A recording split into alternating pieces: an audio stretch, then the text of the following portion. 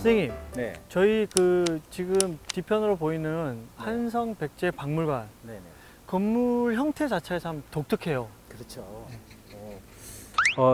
돌을 다듬어서 아주 차곡차곡 쌓아 올린 네네. 그런 느낌이죠. 그냥 의미 없이 이렇게 짓지는 않았을 것 같은데. 이 근처에 있는 석촌동 백제고분에 네. 무덤을 쌓아 올리는 돌의 모습이고요. 음. 또 고대 산성에 네. 이렇게 돌을 쌓아 올린 모습들을 많이 볼 수가 있습니다. 고대식 고대식 성벽 쌓기와 또는 무덤 쌓기의 어떤 돌 쌓는 모습이라고 할 수가 있습니다. 사실 저희가 이제 네, 백제 고분에 대한 공부도 사실 해보고 싶고 또 네, 앞으로 궁금한 해야 부분도 되겠죠. 많기 때문에 네. 그런 부분에 대한 하나의 궁금증을 유발하는 네, 그런 곳으로 저희가 삼고 네, 네. 오늘 강의 그리고 걷기 인문학에 대한 네. 시작을 한번 해보도록 하겠습니다. 네, 알겠습니다. 가시죠. 햇볕이 따가운 이곳은 어디입니까? 네, 뜨거운 햇빛 아래 네. 저희가 둘러봐야 될 장소는 백제 500년의 네. 도읍지 중에 한 곳이었던 몽촌토성입니다. 몽촌토성. 네. 잠깐 그 전에 저희가 이게 5부작 중에 5번째 편. 네. 또 현수막 자, 선생님. 네. 한번 펼쳐주세요. 네, 갑시다. 빠밤. 딴따라란.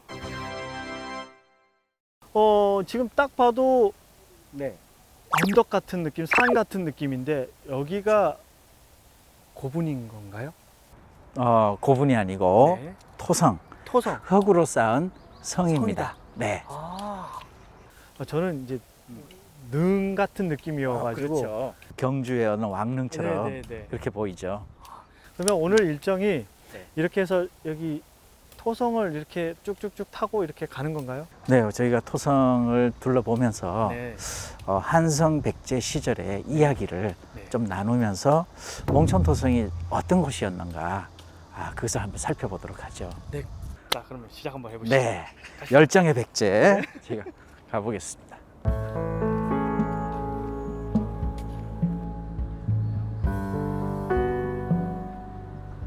시작해 보도록 하겠습니다. 아이고, 계단이 높네요. 높죠? 네. 올라가다 보면 네. 특별한 그림이 한 장 저희 그러니까요. 앞에 기다리고 있습니다. 이게 그 칠지도. 네, 가지가 7개, 칠지라는 뜻이죠. 네. 백제 근초고 왕이 네네. 외나라 왕에게 네. 보냈다라는 기록이 칠지도 자체에 적혀 있습니다. 아. 그 내용을 보면 이날 한낮에 100번이나 단련한 강철로 칠지도를 만들었다. 이 칼은 온갖 적병, 재앙을 물리칠 수 있으니 제후국 왕에게 줄만하다라고 기록되어 있습니다. 지금 여기서 말하는 제후국은 일본을 얘기를 하는 백제의 영역 속에 들어와 있었던 다양한 국가겠죠. 아. 물론 그 당시에 외나라 이 칼은 외나라에서 발견되었고 네네. 이 명문으로 봤을 때 이 칼은 하나만 만들어진 것이 아니라 여러 개가 만들어졌을 것이고 여러 곳으로 보내졌을 걸로 보고 있습니다. 일본 역사서 속에 네. 근초고 왕이 이 칼을 만들어 보냈다라고 기록되어 있었고 기록 속에만 존재했던 이 칼이 일본의 이소노카미 신궁에서 실제로 발견이 된 것이죠. 녹슨 채로 묻혀 있었던 것을 발견한 후에 조심스럽게 녹을 긁어내고 나니 기록 속에 있었던 그 칼이 그대로 드러난 것입니다. 물론 이것은 일본과 네. 한국 사이에 역사적 논쟁이 있는 그런 칼이라고 합니다. 어떤 논쟁인가 하면 일본에서는 근초고 왕이 이 칼을 만들어서 바쳤다 아, 맞아요. 라고 이야기를 하고 네, 그렇게 표현하죠. 우리 측에서는 무슨 소리냐 하사했다 그렇죠. 라고 이야기를 합니다. 우리가 한번 살펴볼 필요가 있는 것이 네. 칼이라는 물건은 바치는 물건이 아니라 하사하는 물건입니다. 그렇죠, 그렇죠. 네네. 뭐 옛날부터 네. 뭔가 권력을 네. 너에게 그렇죠. 지향하겠다라든지 혹은 네. 너에게 힘을 주겠다라고 하는 것이니. 그렇죠. 또 하나 이 칼은 재앙을 물리치는 칼이지 전쟁용 칼은 아니거든요. 네. 뭐 신라의 만파식적이 있었다면 네네. 이 백제에는 칠지도가 있었던 것이죠. 이 칼을 가지고 있으면 온갖 재앙을 물리칠 수 있다 하면서 내가 너에게 보내니 네가 이 칼을 가지고 그 지역을 다스리도록 하라. 이런 의미가 담겨 있겠고, 또 하나 신궁에 모셔져 있었다는 것이죠. 일본에 신궁과 신사가 있는데 네네. 신사는 일반 신들을 모신 것이고요. 네. 신궁은 천황과 관계 있는 사당을 신궁이라고 합니다. 그래서 이 칼을 신궁의 신물로 모셔져 있었다. 영적이고 뭔가 좋은 기운이 있을 것 같고 막. 아랫사람이 나에게 준 물건이 신물이 될까요? 위에 사람이 준 물건이 신물이 될까요? 위에 사람이요. 그렇죠. 일본인들 스스로 네. 알지만 고대사의 콤플렉스 때문에 인정하고 싶어 하지 않는 그 칼이 칠지도라고 할 수가 있겠습니다. 뭐 제가 아는 지식 내에서는 사실 백제 시대의 근초고 왕이면 네, 한창 백제가 힘이 가장 좋을 그렇죠. 때였거든요. 그렇습니다. 당시에는 일본 열도에는 나라 이름이 없었습니다. 아 진짜요? 외라고 하는 이름도 중국에서 불러준 이름이고요. 아. 일본이라고 하는 지금의 국호는 네. 고구려와 백제가 멸망한 후에 생겨난 것입니다. 이제 스스로 뭔가 고구려 백제에 의존하지 않고 네. 스스로 서야 할 필요성을 느꼈을 때 네. 그들이 일본이라는 국호를 정하고서 지금까지 이어져 내려온 것이죠. 지금 저희가 네. 이렇게 토성 위를 걷고 있는 네, 거잖아요. 그렇습니다. 사실 밑에서 봤을 때는 뭐 경주에 있는 뭐 능 같은 느낌도 있었는데 네. 막상 올라와서 보니까 하나의 그냥 언덕 같은 느낌? 네. 근데 이 토성이라는 건 왜 이렇게 만들었을까요? 자, 일단 이 저희가 와 있는 몽촌 토성이라고 하는 곳의 지리적 위치를 보게 되면 네. 남한산성이 있는 산줄기가 네. 한강을 향해서 북쪽으로 쭉 뻗어오다가 네. 마지막 매듭이 지어지는 자리입니다. 아. 이 토성은 100% 사람의 힘으로 쌓은 성이 아니고 네. 기존의 산과 언덕을 이용하면서 평지 구간에만 흙을 쌓아서 성벽을 만든 것이죠. 그리고 기존의 산이 이렇게 비스듬하게 되어 있다면 깎아내고 경사를 가파르게 하고 한 그런 성입니다. 그래서 기존에 있는 지형을 적극적으로 이용하면서 건설한 성이라고 할 수가 있습니다. 그러면 하나의 언덕, 지금 저희가 볼 때는 언덕이지만 네. 그 당시에는 하나의 성으로서 네. 이거를 건설을 했고 그렇습니다. 활용을 한 거네요. 네네. 백제가 기원전 18년에 건국이 되었는데요. 네. 백제 건국자는 온조왕이라고 네. 하죠. 네, 맞습니다. 사실 온조왕은 북쪽에서 내려온 사람입니다. 우리가 지금도 마찬가지입니다. 내가 살고 있는 지역이 안정적이고 행복하다면 네. 그 지역을 떠날 이유가 없죠. 없죠. 네. 어디론가 떠나야 한다면 현재 내가 살아가고 있는 환경에 뭔가 심각한 문제가 발생했다는 것입니다. 다른 나라들은 건국 신화로 시작합니다만 네. 백제는 현실적인 이야기로 시작을 하고 있습니다. 그 당시 이 지역을 선택했던 이유는 네네. 북쪽으로는 한강을 두고 있고 네.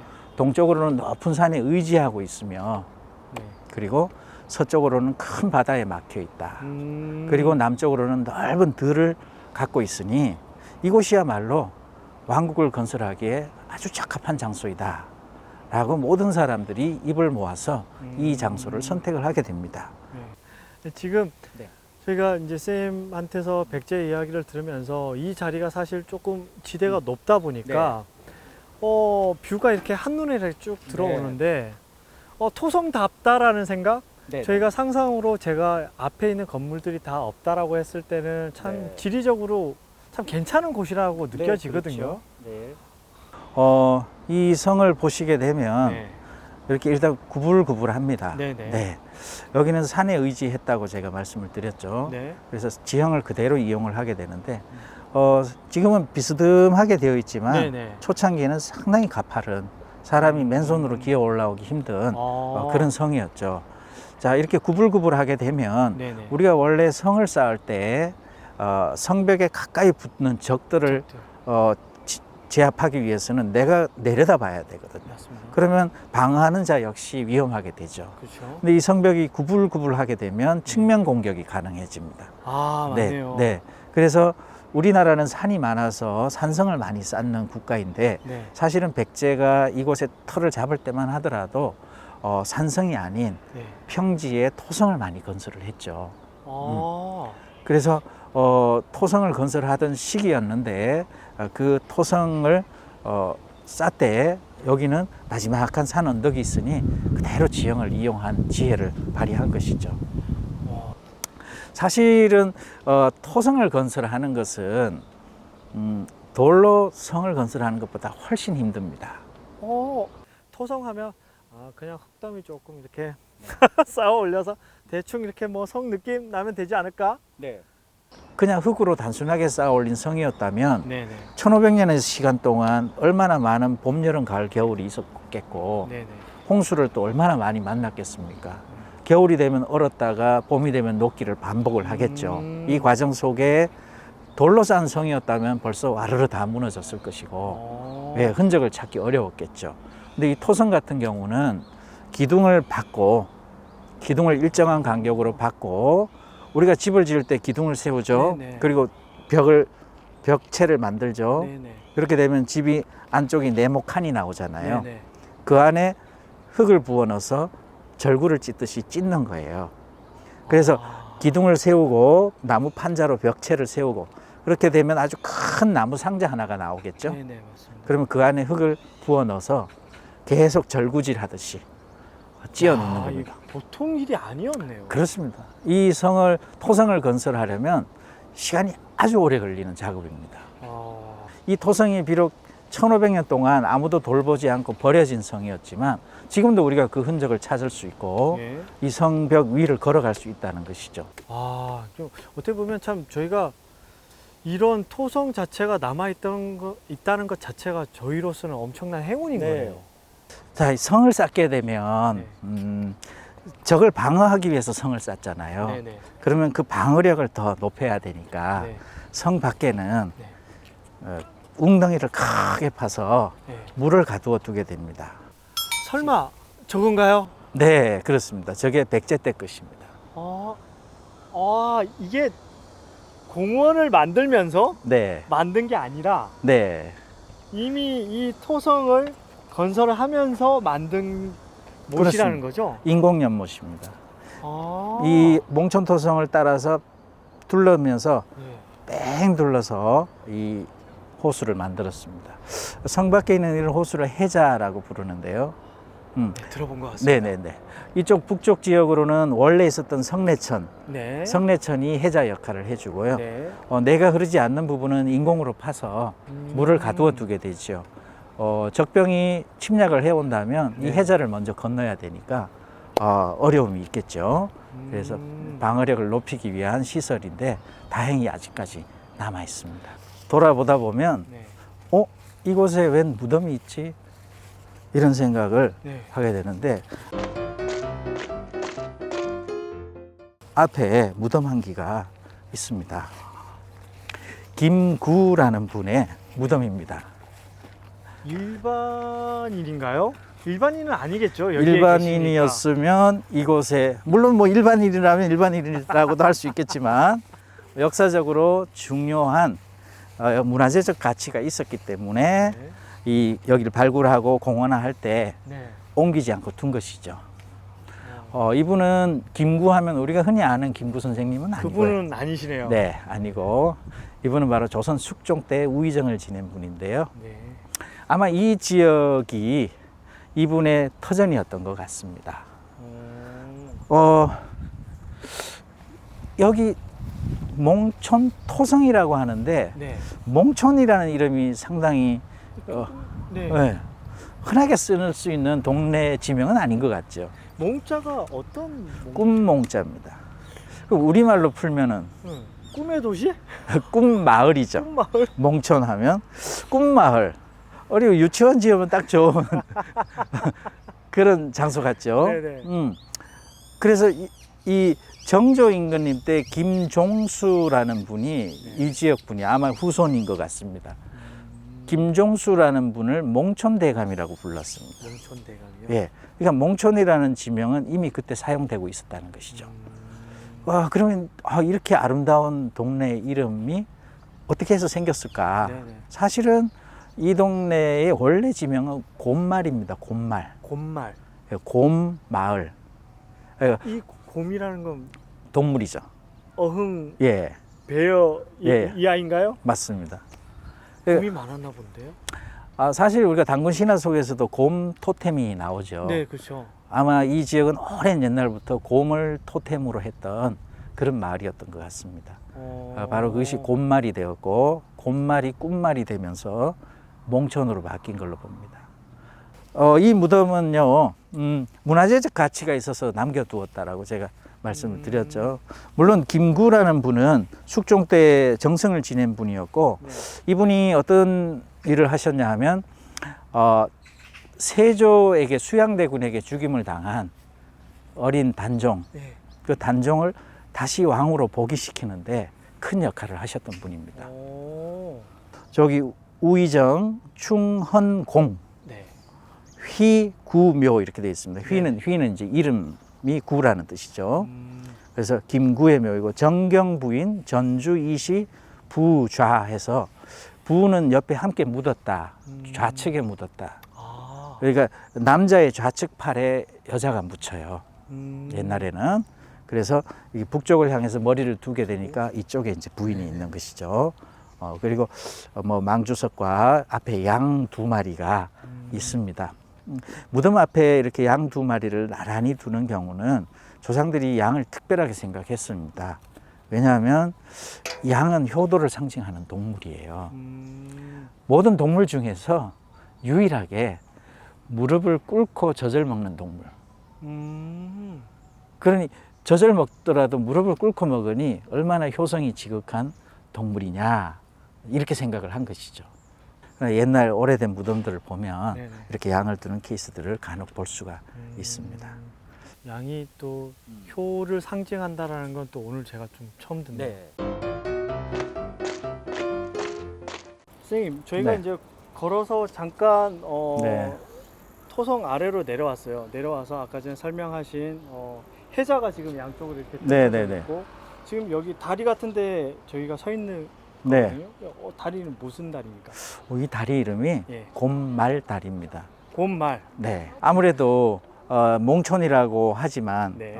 다행히 공원을 건설하고 이 다리를 낳을 때 원래 어원을 따라서 다리 이름을 정함으로써 사라질 이름이 아니라 남겨진 이름이 됐죠. 사실 정말 다행이라고 할 수도 있습니다. 만약에 이 다리 이름조차 없었다면 네. 제가 원래 여기 이름이 곰말이었다라고 하면 아무도 믿지 않았을 거예요. 그렇죠, 그렇죠. 그런데 여기 곰말 다리가 있음으로써 네. 설명하기가 훨씬 좋았죠. 그래서 사람들이 이해하기도 쉬워졌고. 네, 지금 사실 내려와서 저희가 위에서 이렇게 네. 연못을 봤을 때는 해자를 봤을 네네네. 때는 저 뭐 병사들이 만약에 침략해 와도 뭐 금방 건너서 여기 뭐 올라왔을 것 같은데라고 해서 네. 그런 가벼운 마음이었거든요. 네네. 근데 막상 내려오니까 네. 이 넓이가 보통 넓이는 또 아니었을 것 그렇습니다. 같고 또 깊이도 또 보통 네. 깊이는 아니었을 것 같아요. 네네. 그래서 네. 이 깊고 넓고 한데 아무래도 물을 건너게 되면 네. 속도가 늦어지죠. 그렇죠. 그렇게 되면 화살이 쏟아져 나옵니다. 그러네요. 네. 그냥 건너가게는 안 놔두겠네요. 그럼요. 위에서 성벽 위에서 화살이 비 오듯이 쏟아지게 됩니다.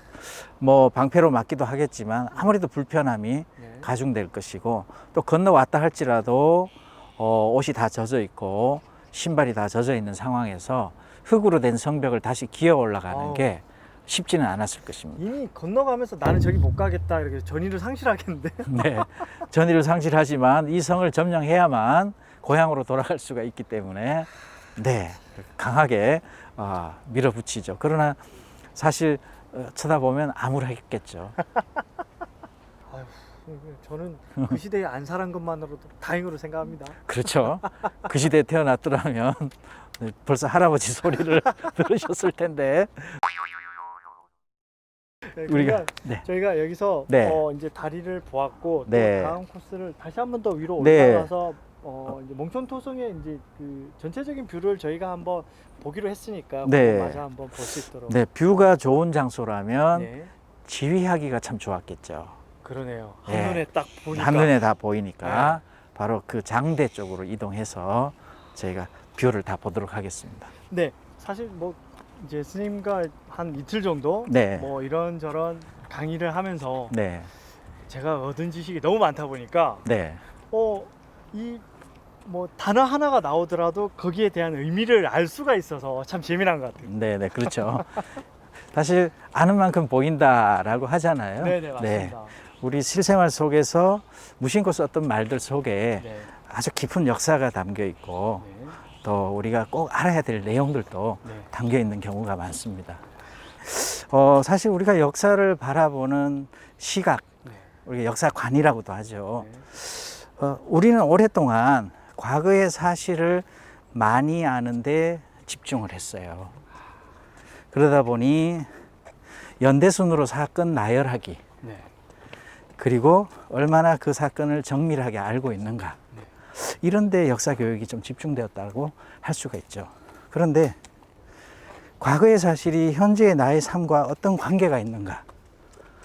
그래서 저는 신영복 선생님의 나무야 나무야라는 책에서 네네. 아, 이거로구나 하고 깨달은 부분이, 역사를 배우기보다는 역사에서 배워야 한다. 우리는 그동안 역사를 배우려고만 했지 역사에서 배우려고 하지 않았죠. 그렇죠. 예. 네, 맞습니다.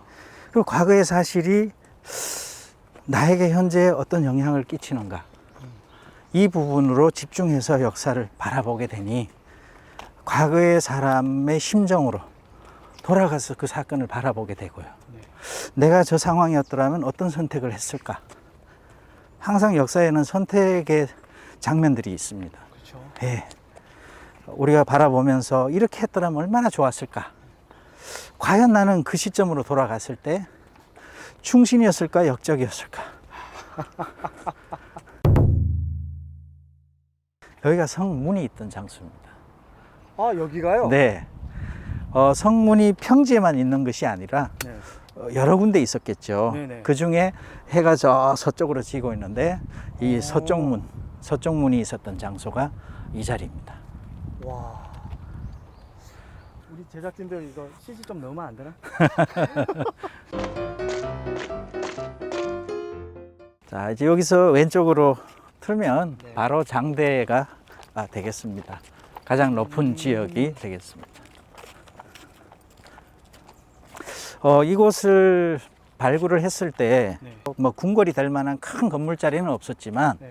유물의 수준은 일반인들이 사용하기에는 수준이 높은 네. 그릇들, 또 심지어는 중국의 청자 조각들, 네. 또 건물 터들도 규모가 꽤 되는 건물들이 네. 나왔죠. 그렇다면 여기는 왕성은 아니었을 텐데 네. 여기는 어떤 용도로 사용되었을까? 근데 네. 사실 그 장대라고 지금 설명을 이렇게 네. 이어가시지만 네. 장대라는 뭔가 그 흔적이라든지 이런 것들이 나왔었나요? 네, 지금은 이렇게 잔디가 심어져 있고 그냥 네. 평범한 언덕처럼 네. 이렇게 보이지만 발굴했을 때 건물이 있었던 흔적들. 아, 예. 사실 우리가 성벽 위를 걸어가죠. 네. 그러나 성벽에는 상대방이 쏜 화살을 막기 위한 장치들이 있어야 돼요. 네. 그러면 기둥을 받고 방패를 걸었다든가 또는 그 앞에 허리 높이만큼의 어떤 담장을 쌓았다든가 이런 시설들이 다 있었던 거죠. 그런 흔적들이 발견되면서 특히 높은 언덕 같은 경우에는 어떤 특정한 건물의 흔적들, 아, 네, 이런 것들이 나오는 거죠. 아, 그렇게 봤을 때 위치상 네. 장대일 것이다, 이렇게 보는 것입니다. 이 장대는 성 안 전체를 바라보기도 좋아야 하지만 성 밖을 조망하기가 좋아야 됩니다. 뭐 어떻게 보면 그게 가장 네, 주 목적이 아닐까요? 그렇습니다. 그래서 상대방이 어떻게 행동하는지를 알고 우리 내 군사들을 지휘를 할 수 있어야 되겠죠. 그런 위치에 장대를 세우고요. 또 보통 이쪽에 장대가 있으면 반대쪽에 하나가 있어야겠죠. 예. 그래서 이 서로 큰 성을 나누어서 잘 지휘할 수 있도록 그렇게 마련이 됩니다. 지금은 나무가 많아서 네. 성벽 전체를 한눈에 다 조망하기는 어렵죠. 네. 그러나 백제 때로 돌아가 본다면 이런 나무들은 존재하지 않았기 때문에 그랬겠죠. 예. 지금이야 뭐 현대식으로 저희가 공원으로서 조성을 했으니 그렇죠. 뭐 이렇게 숲이라는 개념의 네. 공원이 지금 조성이 된 거지만 네네. 그때 당시에는 정말 성에 대한 개념이 컸기 때문에 네. 한눈에 다 들어올 수 있는 충분한 뷰가 확보됐을 것 같아요. 네. 그리고 여기 건물도 건물의 높이가 또 있었기 때문에 네. 건물 위에 올라가서 딱 조망을 다 할 수 있는 그런 거죠. 여기 주변을 보면 이만큼 언덕이 올라와 있습니다. 네네네. 여기 건물을 짓기 위해서 털을 넓게 닦았다는 걸 확인할 수가 있습니다. 그러면 지금 여기가 네, 장대라고 했던 네네. 그런 터인 거죠? 그렇습니다. 아, 저 남한산성이 있는 산 줄기가 지금 우리가 서 있는 이리로 쭉 뻗어 내려옵니다. 지금은 건물들이 많아서 확인하기는 어렵지만 네. 산줄기가 쭉 뻗어오면서 여기서 딱 매듭이 지어져요. 산이. 그 중에 가장 높은 산의 정상부라고 할 수 있어요. 그 정상부에 이제 부족한 부분은 흙을 다져 쌓아 올려서 토성으로 건설하고 네. 산을 그대로 이용할 수 있는 부분은 이용을 했죠. 지금 딱 네. 여기에서 딱 봐도 네, 성 내부가 한눈에 다 들어왔을 것 같고 그렇죠. 또 반면에 이렇게 바깥을 보게 되더라도 이게 여기 앞에는 어차피 이거보다 다 낮았을 테니 그렇죠. 아, 한강 전체가 다 조망이 가능하죠. 그래서 475년에 이 한성백제가 이제 마무리되게 되는데 475년이면 백제 계로왕 때입니다. 네, 진짜 아마. 괴롭게 돌아가셨죠 마지막에. 네. 근초고 왕 때 최고의 전성기를 누렸다라고 우리는 역사 시간에 배웠습니다. 네. 최고의 전성기를 누린다라는 이야기는 우리가 흔히 말해서 영토 개념으로 많이 이해를 합니다. 네. 영토가 가장 넓었을 때, 네. 주변 국가의 전쟁에서 승리를 했을 때, 바로. 그러나 최고의 전성기, 그만큼 전쟁을 수행하려면 내적 뒷받침이 돼줘야 되겠죠. 네네. 그런데 우리가 보통 근초고 왕이나 광개토 왕이나 내적으로 내치에 충실한 부분을 주목하지는 않아요. 그런 내치가 충실히 다져진 후에 외적 확장을 해 나가거든요. 그렇지 않으면 성공할 수가 없습니다. 맞습니다. 그 과정, 내적으로 충실하게 다지고 네. 외적으로 팽창해 나가게 되는데 내적 충실은 아무래도 전쟁이 길어지게 되면 어느 순간 한계에 부딪히게 되죠. 자, 그래도 왕의 힘이 강력할 때는 그게 잠잠하게 눌려지게 됩니다. 그러나 어느 정도 왕권의 힘이 약간 빈틈을 보이게 되면 이제 그 영모의 기운들이 비집고 올라올 수도 있고 또 왕에 대항하는 세력들이 자꾸만 나타나게 되죠. 그런 또 외적인 팽창 과정에 주변 국가의 전쟁이 자주 있게 되면서 주변 국가의 관계가 악화될 수밖에 없어요.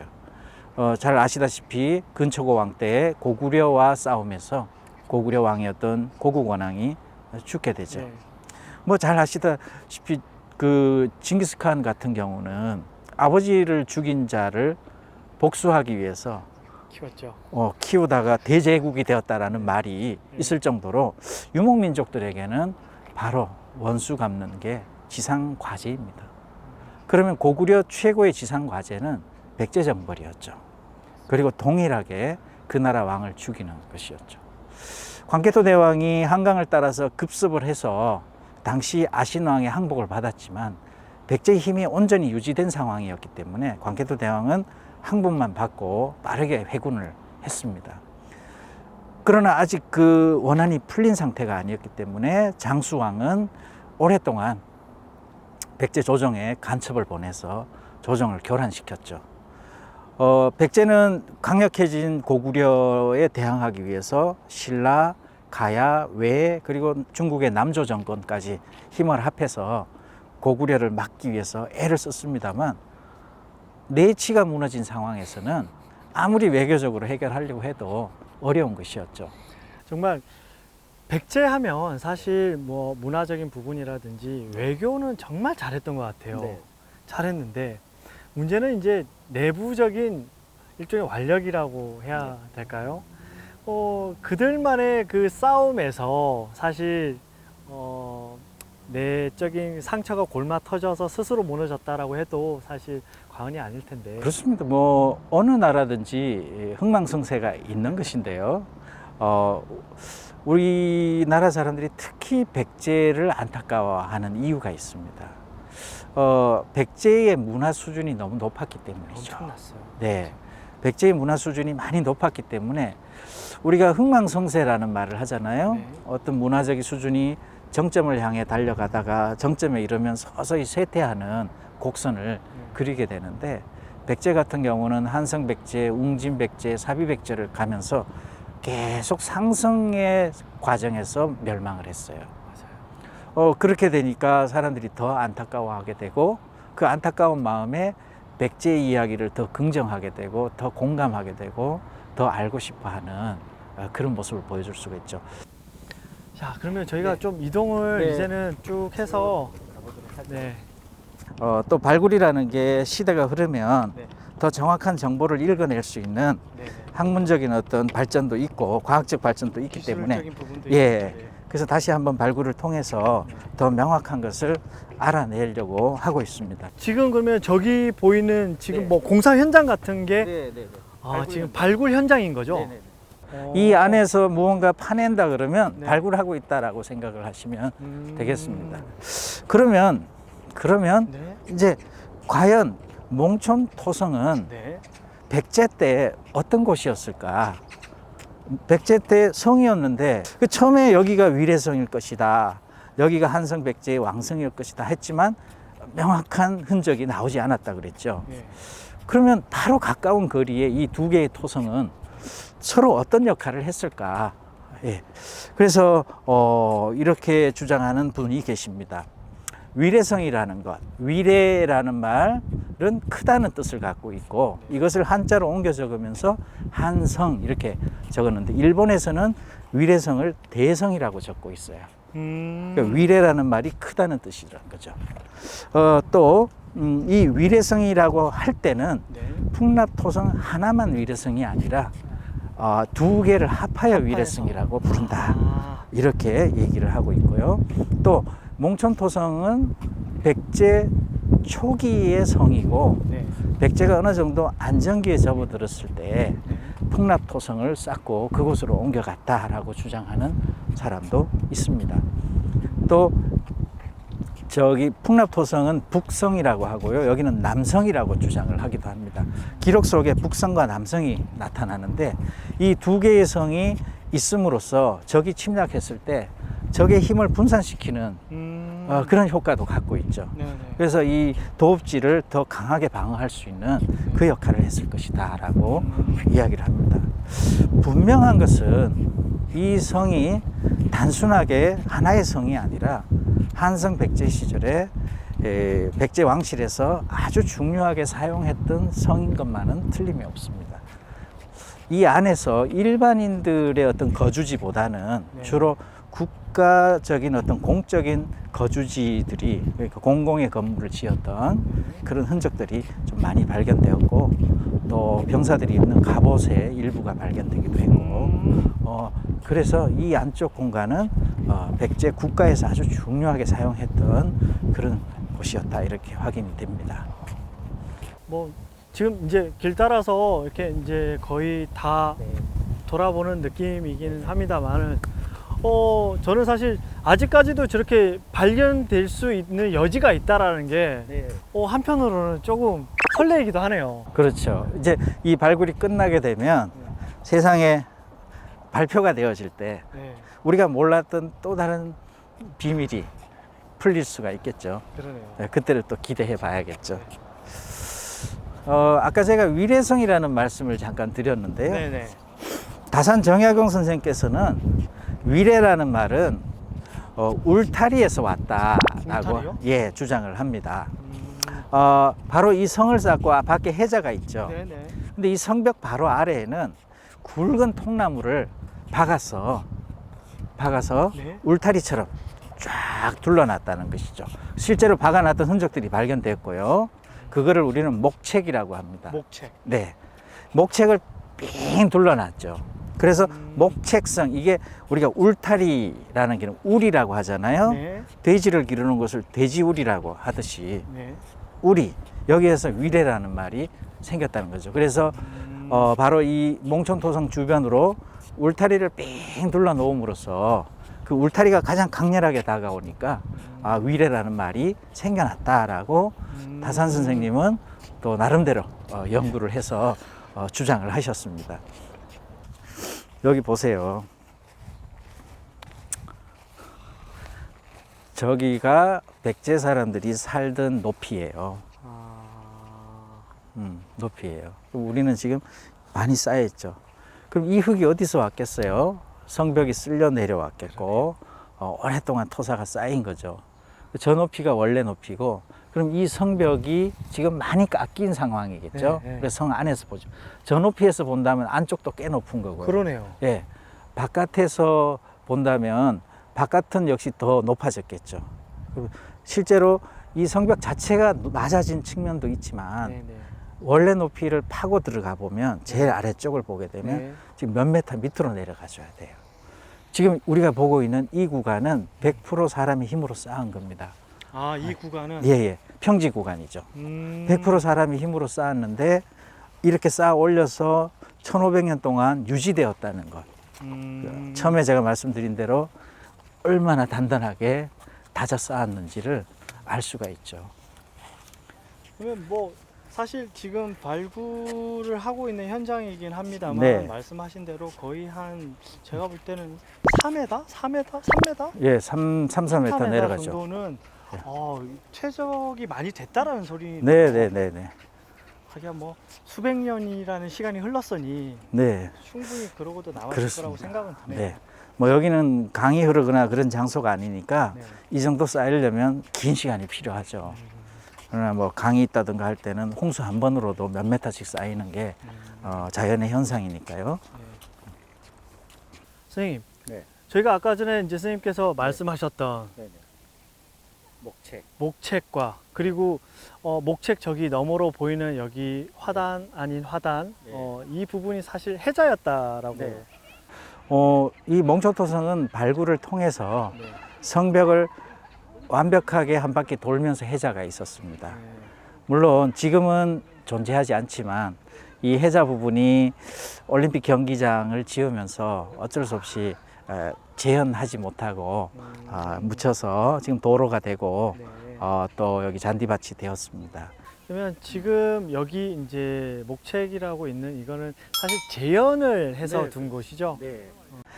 또 백제 때 모습이 이러했는지는 모르겠어요. 네. 그러나 나무가 박혔던 흔적만은 분명히 있었기 때문에 이런 굵은 통나무를 박고 어쩌면 더 긴 나무를 박았을 수도 있고요. 다음 이야기로 네. 한번 가보시죠. 자, 선생님, 네. 저희가 마지막 코스는 네. 위쪽을 따라온 게 아니라 이제 아래쪽을 해서 쭉 네. 한번 둘러보면서 이제 마무리를 했습니다. 그렇죠. 오늘 몽촌토성 네. 마무리 멘트를 한번 부탁드릴게요. 네. 우리가 한성백제, 또 한성백제 시절, 또 주변에 고구려, 신라, 네. 가야, 참으로 정열적인 시대였습니다. 맞습니다. 네. 참 큰 꿈을 품고 각자 국가의 팽창을 꿈꾸던 네. 그런 시대들이었죠. 네. 그 초석을 다진 곳이 몽촌토성이라고 할 수가 있겠습니다. 네. 아주 많은 사람들의 노력이 이 토성 안에 응축되어 있습니다. 지금 우리가 볼 수 있는 것은 공원화된 토성이지만 맞습니다. 우리가 이 토성의 성벽을 어루만지면서 백제 때의 숨결을 좀 느껴보는 게 어떨까 그런 생각이 들고요. 또 이곳을 찾아오는 사람들이라면 한번 성벽을 거닐면서 백제의 이야기에 바람을 따라서 백제의 이야기가 오기도 하거든요. 그것을 한번 느껴보는 것도 이 토성을 둘러보는 좋은 방법이라고 생각을 합니다. 선생님 그 마지막 멘트가 살짝 닭살이 또 바람을 따라. 네.